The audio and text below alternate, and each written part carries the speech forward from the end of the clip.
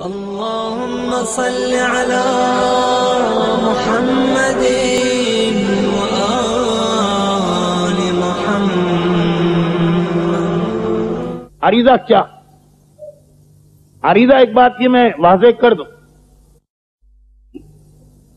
جو پہلا عریضہ ہمارے پاس روایتوں میں آیا خود مولا کائنات کا تھا کہ مولا نے حکم دیا اپنے صحابیوں کہ جب کوئی پریشانی ہو یہ عریضہ کاغذ پہ لکھ کے مٹی یا آٹے میں بند کر کے دریا میں ڈال۔ اپنی امامت کے زمانے اپنے زمانے میں عریضے کا خاص غیبت سے تعلق نہیں، عریضہ پہلے امام کے زمانے سے شروع، چنانچہ کتابوں میں مولا کے عریضے جو مولا نے بتایا، امام مظلوم کے عریضے ہیں جو امام نے اپنے صحابیوں کو بتایا، چھٹے امام کے عریضے ہیں جو امام نے اپنے صحابیوں کو بتایا۔ اور اس میں ایک جملہ تو بڑا عجیب ہے، ایک عریضہ کہ اس عریضے کو لکھ کے دریا میں ڈالو، اگر پھر بھی تمہاری حاجت پوری نہ ہو تو امام کہتے میں تم سے شرمندہ ہوں۔ یعنی عریضہ اس وقت سے چلا رہا، عریضہ اسی چیز کا ایک اعلان کہ ہم عالم اسلام کے سارے فرقے آخری زمانے میں آنے والے امام کو مانتے ہیں، مگر ہم میں اور باقی میں ایک فرق، سب کہتے ہیں کہ آخری زمانے میں ایک مہدی آئے گا، ہم بھی کہتے ہیں آئے گا، لیکن وہ کہتے ہیں وہ آئے گا بھی آخری زمانے میں اور پیدا بھی آخری زمانے میں ہوگا۔ ہم کہتے ہیں ظاہر آخری زمانے میں ہوگا، پیدا ہو چکا، اور جب پیدا ہو چکا تو بحیثیت اولی الامر اس وقت ہے۔ جب پیدا ہوا تھا 15 شعبان 255 ہجری، یہی آج کی رات، تو اس وقت اس کا بابا اولی الامر تھا، لیکن 8 ربیع الاول سن 260 ہجری سے ہمارا یہ امام جو ظاہر آخری زمانے میں ہوگا وہ اولی الامر بن چکا، ہو چکا، وہ اولی الامر۔ اولی الامر یعنی اس دنیا کے تمام امور اس کے ہاتھ میں۔ عریضہ ایک تو اپنی حاجت پیش کرنا امام تک، اس کے علاوہ اس عقیدے کا اظہار کہ ہم امام کو اولی الامر مانتے ہیں کہ یہ سارے جو دنیا کے امور ہمیں پتا کہ اللہ قادر مطلق ہے، مگر یہ سب امام کے ذریعے طے پاتے۔ تو عریضہ حاجت کے ساتھ عقیدے کا بھی اظہار، اور یہی وجہ کہ کسی روایت میں یہ نہیں لکھا ہے کہ 15 شعبان کو عریضہ ڈالا جائے۔ کیا لکھا؟ جب تمہیں کوئی مسئلہ پیش آئے، تحریری درخواست، کاغذ کے اوپر اپنی درخواست خدمت امام میں بھیج، چاہے 15 شعبان ہو کہ شوال ہو کہ محرم ہو کہ ربیع الاول ہو کہ رجب۔ لیکن اس وقت تو ہمیں عریضہ بھیجنا ہی ہے جو عریضے کی اصل تاریخ ہے، پریشان، مگر 15 شعبان کو اس لیے بھی عریضہ لکھنا کہ یہ عقیدہ ہمارے بچوں، ہماری عورتوں اور ہمارے مردوں کے ذہن میں تازہ ہوتے رہے۔ رسم نہ بنائیے، عقیدہ بنائیے۔ کیوں بھیج رہے ہیں یہ عریضہ؟ اس لیے کہ اولی الامر امام غائب، اور چاہے وہ غائب ہو لیکن سارے امور اسی کے ذریعے طے پا رہے ہیں۔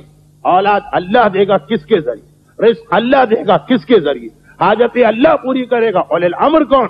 یہ عقیدہ تازہ ہوتا رہے۔ اور اسی لیے ایک جملہ میں یہاں پہ اور کہہ دوں کہ 15 شعبان کے جو اعمال مفاتی میں لکھے، یہ اعمال کا ایک حصہ، لیکن اعمال کا ایک اور حصہ جو مفاتی میں بھی ہے اور دوسری کتابوں کہ آج کی رات جہاں ایک طرف آپ کو اپنی حاجتیں اللہ سے پوری کروانا، وہاں اپنے اس عقیدے کو تازہ کرنا ہے کہ ہمارا ایک امام ہے، چاہے پردہ غیب میں ہو لیکن اولی الامر وہی، کائنات وہی چلا رہا۔ چنانچہ آج کی رات اپنے امام سے منسوب یہ 4 باتیں فراموش نہ کیجیے گا۔ نمبر 1، دعائے ندبہ کا کوئی نہ کوئی وقت نکال کے آپ کو اس کو پڑھ لینا، وقت نہیں ہے کہ ایک ایک چیز کی تشریح کرو۔ نمبر 2، سلام اللہ الکامل التام الشامل، جو امام زمانہ کی ایک خاص زیارت جس کی بہت تاکید آئی، وہ آج کی رات فراموش نہ کر، مفاتی میں بھی آپ کو ملے گی۔ اور تیسری چیز، زیارت آل یاسین، یہ زمانے کے امام کی ایک وہ زیارت جس کے بارے میں ان علماء نے یہ کہا۔ دیکھیے جو علماء ہیں ہمارے پاس، اسلام میں علوم اتنے زیادہ، شاید ہی کوئی ایسا عالم ہو جو اسلام کے تمام علوم کا ماہر ہو۔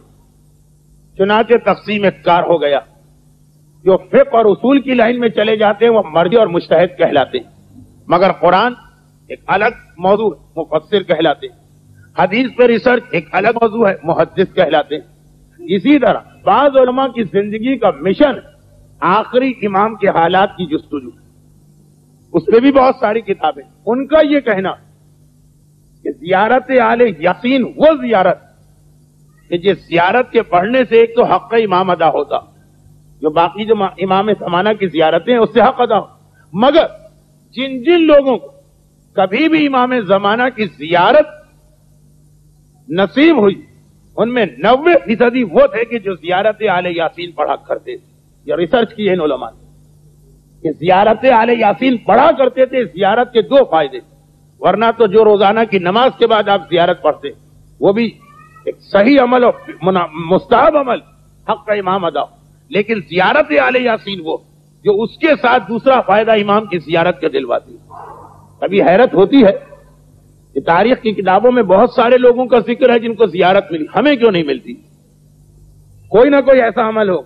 چنانچہ زیارت آل یاسین. اور چوتھی اور آخری چیز, امام کے لیے عریضے لکھ کے ڈالے جاتے, مگر عریضوں میں جو سب سے مستند اور سب سے مجرب عریضہ, مجرب کا مقصد جن علماء کی زندگی آخری امام کے حالات کی جستجو میں گزری, انہوں نے دیکھا کہ ایک عریضہ ایسا ہے کتابوں میں جس کا بھی یہی فائدہ کہ اس کی حاجت سب سے جلدی قبول ہوتی ہے اس عریضے کی, اور اس عریضے کے لکھنے والے کی زیارت امام سے ہو جاتی.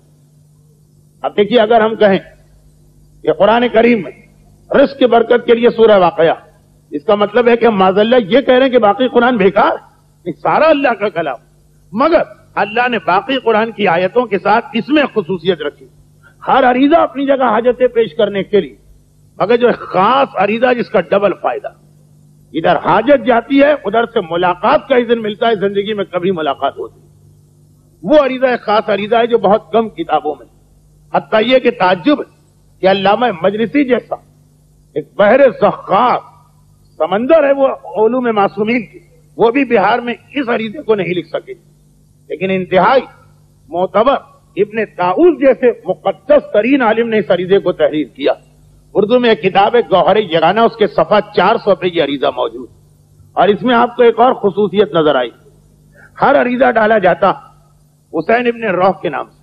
یہ خصوصی عریضہ جو حسین ابن روح کے نام سے نہیں ڈالتے, یہ امام کے سب سے پہلے نائب عثمان ابن سعید اور ان کے بیٹے کے نام سے ڈالا جاتا, یہ سب سے پہلے 2 نائب. اب اس وقت تو مجھے اندازہ ہے کہ رات کے 11 بجے, جبکہ اعمال بھی بہت زیادہ, شاید یہ ممکن نہ ہو عریضہ. لیکن آپ نے سنا کہ اصل عریضہ 15 شعبان نہیں ہے, جب بھی حاجت, کل پرسوں, کوئی خاص دن اور کوئی خاص تاریخ نہیں. یہ خاص 4 عمل ہے جو دعائے ندبہ, زیارت سلام اللہ الکامل التام الشامل, جو مفاتیح الجنان دعاؤں کے آخری حصے میں ہے, مناجات 15 سے 1 ورق پہلے, اور تیسری زیارت آل یاسین, چوتھا ہر عریضہ. مگر یہ اگر عریضہ مل جائے, صفحہ 400 والا کتاب ہے گوہر یگانہ, تو کیا کہیں. یہ خصوصیت کے ساتھ شعبان کے اعمال کے ضمن میں کہا, باقی اعمال اپنے لیے انجام دے. یہ 4 اعمال اپنے زمانے کے امام.